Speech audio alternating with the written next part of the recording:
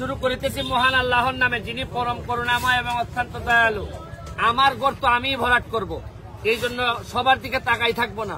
আমি এমপি হওয়ার পর আমার যতগুলা রাস্তা আছে সবগুলা রাস্তা দেখা যাচ্ছে যে প্রথম সপ্তাহে ছোট গর্ত হয়, পরে কয়েক সপ্তাহ সময়ের ভিতরে অনেক বড় গর্ত রাস্তা চলাচলের জন্য অনুপযোগী হয়ে যায়।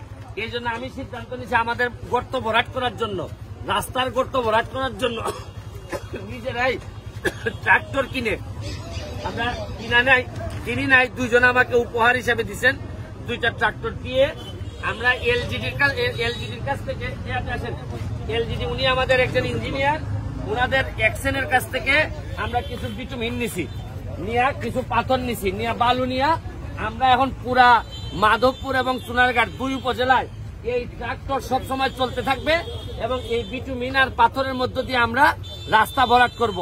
আমার একটা বিশ্বাস যে শুনেন, কাশি যদি ঠিক মতো আপনি চিকিৎসা না করেন তাহলে এই কাশি কিন্তু হাঁপানিতে রূপান্তরিত হয়। রাস্তার ক্ষেত্রে গর্ত ভরাট যদি আপনি না করেন তখন পরবর্তীতে এই গর্তের কারণে রাস্তা পুরোপুরি নষ্ট হয়ে যায়। আপনাদেরকে দেখাচ্ছি যে কি কি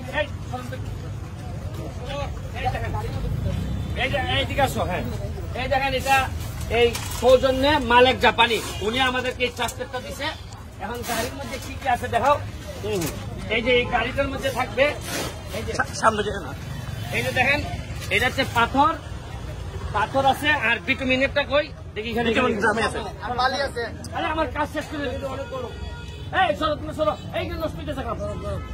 এই যে এই বিটুমিনের জন্য ধন্যবাদ জানাচ্ছি আমাদের হবিগঞ্জের অ্যাকশন মহোদয়কে, যে উনি আমার বিটুমিন দিয়ে সহযোগিতা করার কারণে এখন আমার এলাকার যে রাস্তার গর্ত, এইটা ঠিক আছে, হ্যাঁ, এইটা তো হবিগঞ্জের জেলাতে থেকে অনেক অফিসাররা জানেন না কখন গর্তগুলা হচ্ছে। এই জন্য আমরা দেখায় যদি 2-3 জন কাজের লোক দিয়ে যদি এটা করাইতে পারি তাহলে কিন্তু আর কোনো সমস্যা হয় না। এই জন্য আমার এই ধারণাটা যদি আপনাদের ভালো লেগে থাকে, সব এলাকায় আপনারা এটা ব্যবহার করতে পারেন।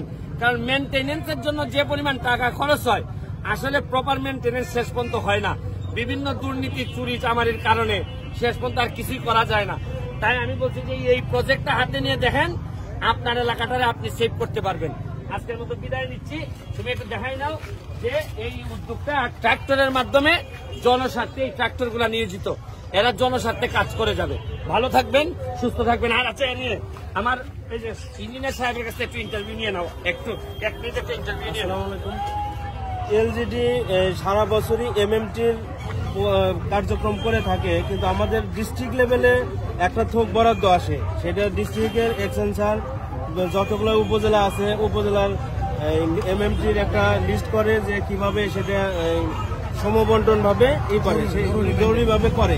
সেক্ষেত্রে আমরা যত সামান্য বরাদ্দ পাই, কিন্তু এখন আমাদের এমপি স্যার যে একটা উদ্যোগ নিয়েছে, সেখানে এই কাজটা আমাদের আরো ত্বরান্বিত হবে। আমরা যে বরাদ্দটা পাইতাম সেটা তো করবোই, তারপরে স্যারের মাধ্যমে আরো অনেক কাজ করতে পারবো। ধন্যবাদ আপনাকে। এই হচ্ছে আমাদের ট্রাক্টর। আমরা যদি একটু আপনাদেরকে ট্রাক্টরের লেখাটা দেখাই, এই যে দেখবেন কত আছে।